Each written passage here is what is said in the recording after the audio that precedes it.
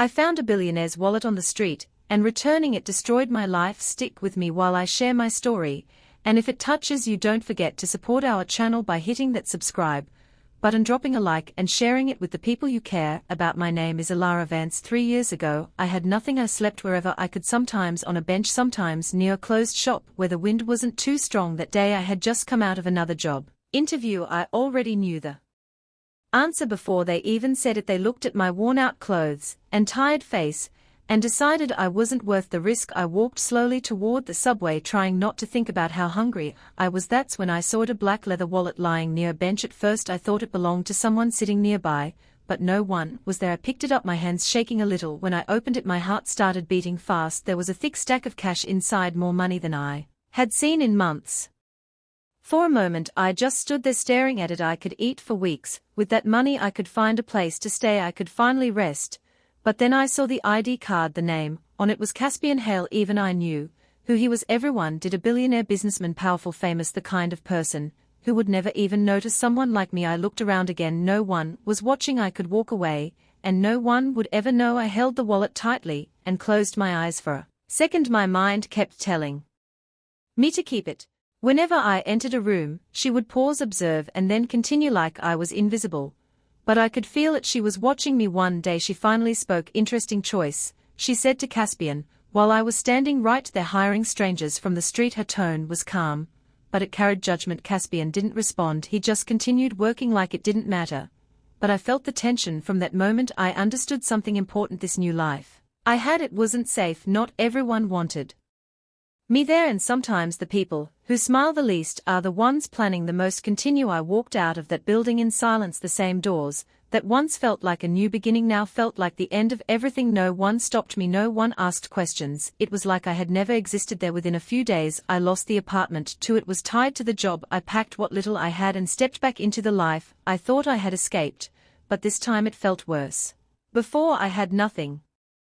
Now I had lost something. I kept replaying that moment in my head. The document, the drawer, Lyora's calm voice. It didn't feel real, it felt planned. The more I thought about it, the clearer it became. The document didn't just appear in my drawer. Someone put it there, and there was only one person who had both the access and the reason to do it. Lyora. At first I didn't. I wanted to forget everything and walk away, start somewhere new, pretend none of it happened.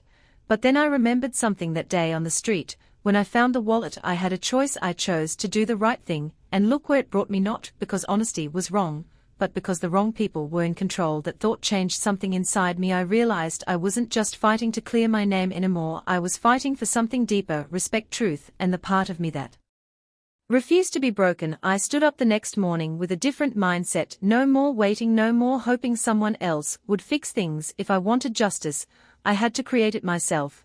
But I couldn't rush. People like Lyora don't fall easily. They plan, they protect themselves, they stay 10 steps ahead. So I had to become smarter. I started small. I found temporary work, anything that gave me access to information, even if it was basic office's delivery work, data entry. I didn't care about the job, I cared about learning. I watched how companies worked, how systems were managed, how files were stored and tracked. Every small detail mattered. At night I wrote everything down, patterns, weak points, things people ignored. Slowly I started understanding the kind of world I had stepped into before, and this time, I wasn't going in blind. Weeks passed, then months. I changed, not just in skill, but in how I thought. I stopped reacting emotionally. I started thinking ahead. I built. That's why she needed me. Blamed. When we finally put everything together, Orion looked at me seriously. If this comes out, he said, it won't just hurt her, it'll shake the entire company. I know, I replied. He hesitated. And Caspian, he'll be part of the fallout too. For a second I stayed silent. I remembered his face the day he fired me, the way he didn't listen, the way he chose trust just not in me. I'm not doing this to destroy him, I said calmly. I'm doing this to reveal the truth, and that was the difference.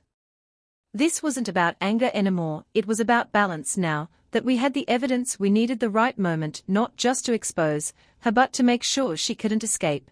And I knew exactly when that moment would come. A major executive meeting was scheduled in a few days, high-level, important. Everyone that mattered would be there, including her, including him. I looked at the files one last time, steady and certain. This time, I wasn't the one being judged, I was the one bringing the truth. The meeting was getting closer, and everything had to be perfect. I couldn't afford mistakes this time. Every step had to be planned, every move timed right. If even one thing went wrong, Lyora would find a way to turn it around just like she did before, so I stayed patient. Orion helped me prepare the files in a way that couldn't be ignored, clear, and impossible to deny.